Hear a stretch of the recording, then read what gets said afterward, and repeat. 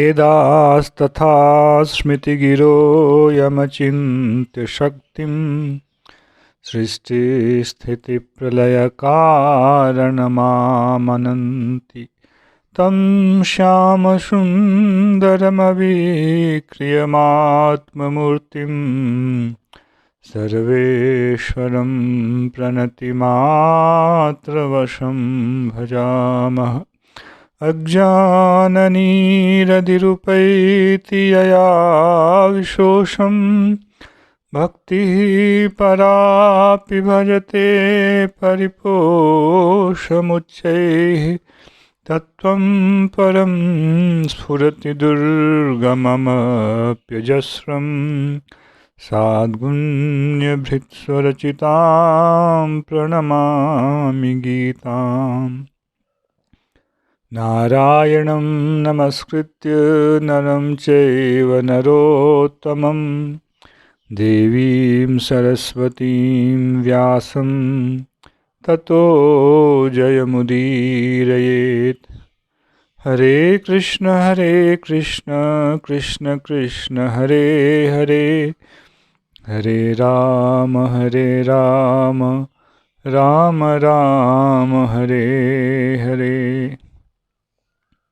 गीता मंजरी का यह 128वां अंक है। हम लोगों ने श्लोक संख्या 239 से संबंधित मुख्य विषयों को सुना और विस्तार करने से विषय बोझिल होगा, इसलिए हम लोग इससे आगे अब 241वें श्लोक में प्रवेश करते हैं। व्यवसायात्मिका बुद्धिरेकेह कुरु नन्दन बहुशाखायनन्ताश्च बुद्धयो व्यवसायिनाम्। उस योग में जो बुद्धि है, उस बुद्धि की प्रशंसा की गई। सांख्य में बुद्धि की वह प्रशंसा नहीं की गई जो योग में बुद्धि है, उसकी प्रशंसा की गई। और उसके विषय में यहाँ भगवान कह रहे हैं, व्यवसायात्मिका बुद्धि एका इह कुरुनंदन। हे कुरुनंदन, हे अर्जुन, इह का मतलब जो 38वें श्लोक में योगे शब्द गया है। इह योगे व्यवसायात्मिका बुद्धि एका एव। इस योग शास्त्र में, योग के विषय में व्यवसायात्मिका बुद्धि एक है। व्यवसायात्मिका का अर्थ होता है निश्चयात्मिका।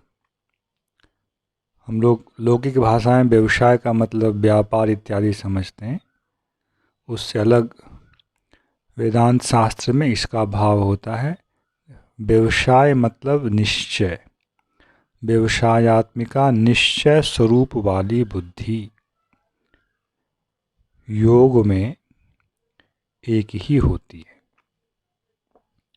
बहुशाखा अनंताश्च बुद्धयो व्यवसायिनाम। इसकी विपरीत स्थिति दिखा रहे हैं। अव्यवसायिनाम,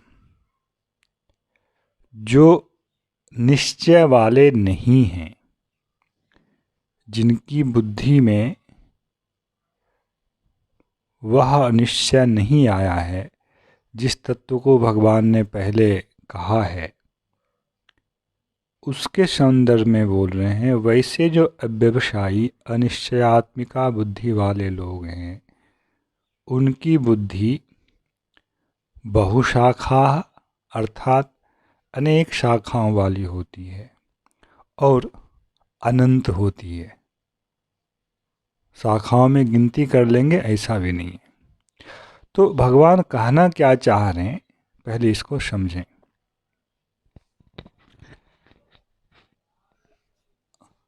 निश्चय तो हर व्यक्ति का होता है। जैसे मैंने आज निश्चय लिया कि आज मैं चावल दाल से अपना पेट भरूंगा, किंतु 4-5 दिन चावल दाल ही खाने को यदि मिले तो 5वें दिन मन कहता है नहीं, आज चावल दाल नहीं खाएंगे, आज कुछ और खाएंगे।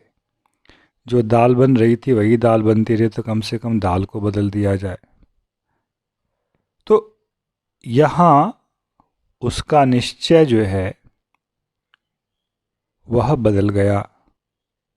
वह रोज भात दाल खाकर नहीं रह सकता है, और दाल में भी एक ही दाल खा के नहीं रह सकता है।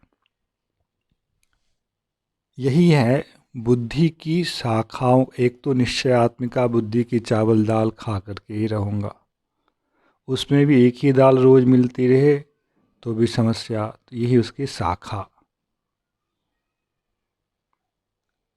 विषय जो भगवान यहाँ लक्ष्य करना चाह रहे हैं वह है जीवन का प्रयोजन। भोजन करना हम लोग अपना एक सामान्य प्रयोजन समझते हैं, इसलिए भोजन का दृष्टांत यहाँ दिखाया गया। निश्चय लोगों का अपने प्रयोजन के संबंध में होता है, और प्रयोजन के संबंध में निश्चय होने के बाद प्रयोजन की प्राप्ति का जो उपाय होता है उस साधन के प्रति होता है। आप लोग गीता मंजरी के पूर्व अध्यायों का यदि पूर्व अंकों का यदि स्मरण कर पाएं तो शास्त्र के अंतर्गत संबंध, अभिधेय और प्रयोजन के ऊपर चर्चा की गई थी। अभिधेय का मतलब जो आपके लिए कहा गया है, विधान किया गया है, साधन का अंश उसमें रहता है। प्रयोजन के अनुसार ही हमारी प्रवृत्ति होती है। यदि प्रयोजन ही मनुष्य का स्थिर ना हो तो पुनः साधन कैसे स्थिर रहेगा? तो इनका आपस में परस्पर का संबंध है। अभी तक प्रयोजन के विषय में भगवान ने क्या क्या संकेत दिया है, इसका हमें संग्रह करना चाहिए।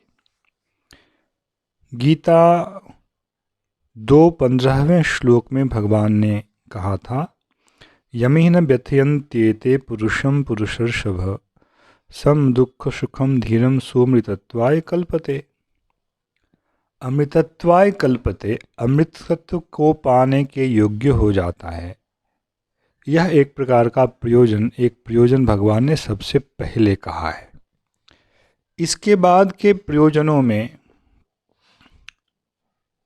2:38 में ततो युद्धायुज्यस्व नैवं पापमवाप्स्यसि, सांख्य की बुद्धि शब्द सुख दुखे समय कृत्वा लाभालाभो जया जयो ततो युद्धायुज्यस्व नैवं पापमवाप्स्यसि। यहाँ एक प्रयोजन लगता है कि पाप को नहीं प्राप्त करें, यह भी हमारा प्रयोजन होना चाहिए। फिर 2:39 में कर्म बंधम प्रहास्यसि, यहाँ से भी हमें पता चलता है कि कर्म का जो बंधन है इसको काट देना भी हमारा प्रयोजन सा लगता है। सामान्यतया हमारा प्रयोजन क्या है, इस पर जब हम विचार करते हैं तो उसके 2 पहलू आते हैं।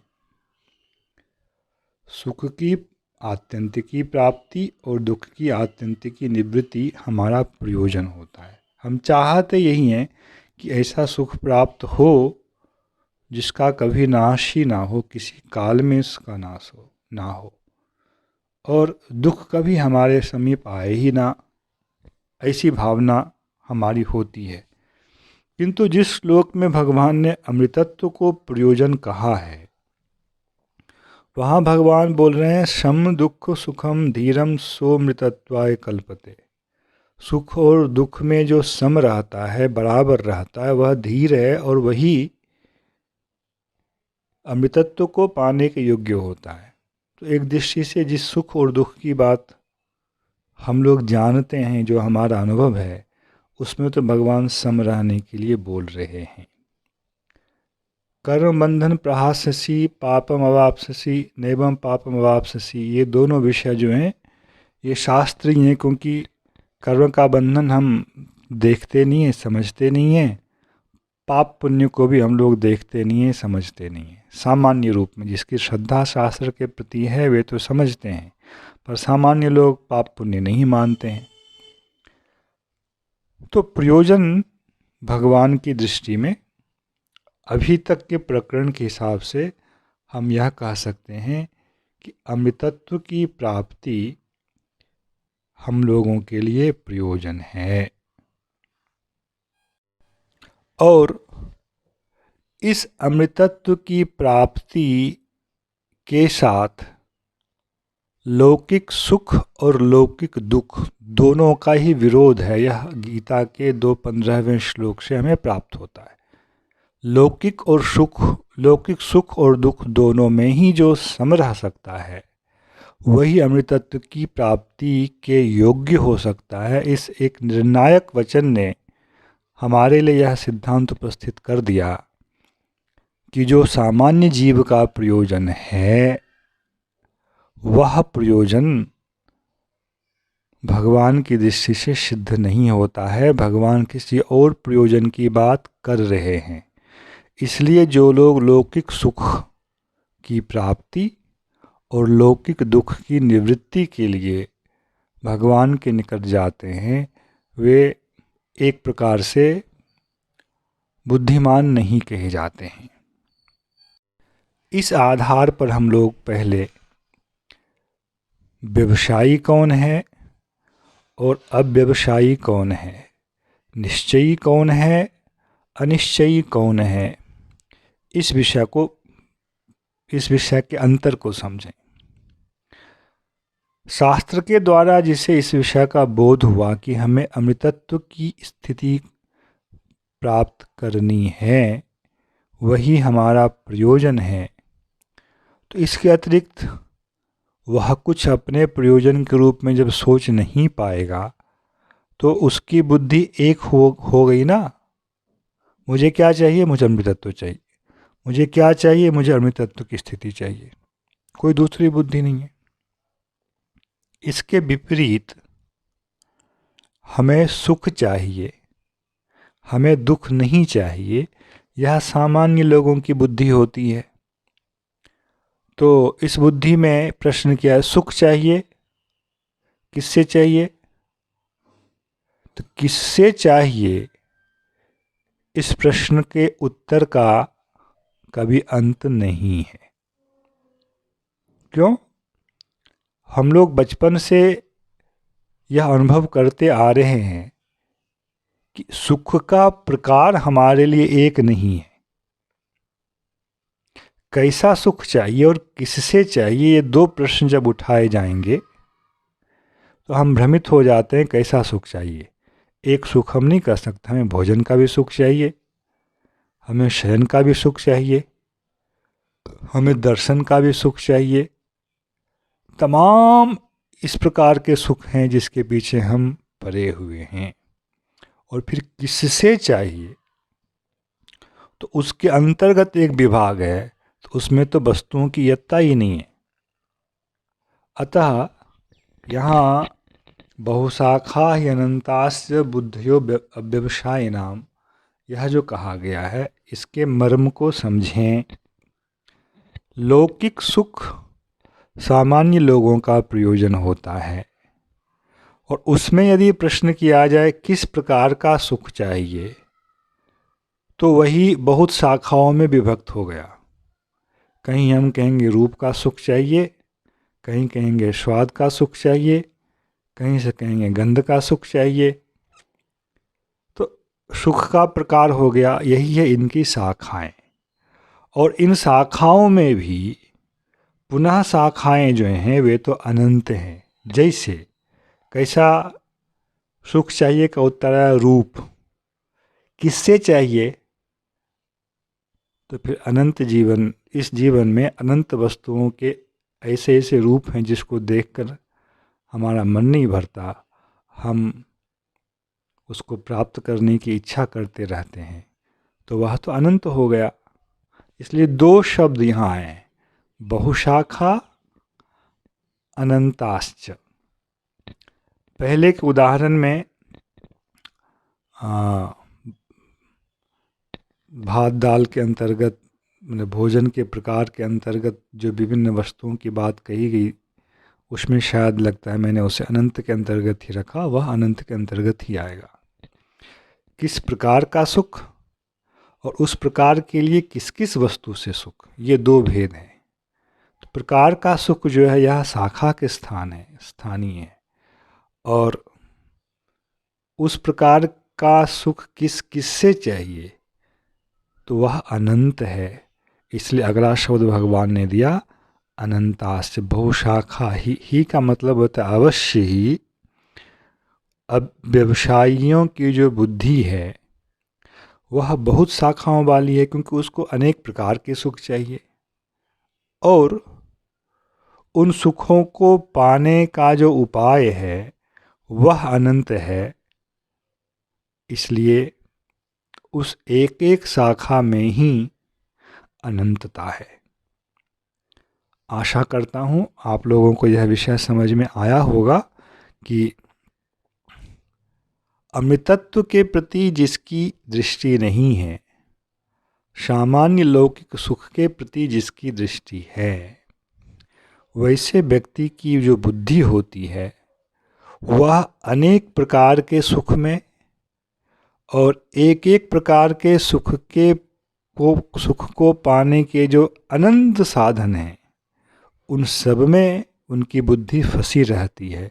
इसलिए उनकी बुद्धि को बहुशाखा और अनंताः कहा गया है।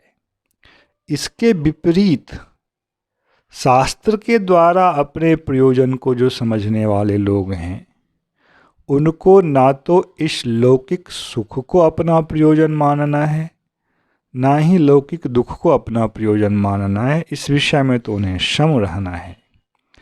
फिर शास्त्र जो उनके लिए प्रयोजन मान बनाकर उनके सामने उपस्थित कर रहा है, जैसे भगवान ने अर्जुन को कहा अमृतत्व को प्राप्त करना तुम्हारा प्रयोजन है, कर्म बंधन को नाश करना तुम्हारा प्रयोजन है, इन प्रयोजनों के प्रति वह श्रद्धालु होता है। और यहाँ जो ये विषय हैं ये अलग अलग नहीं हैं।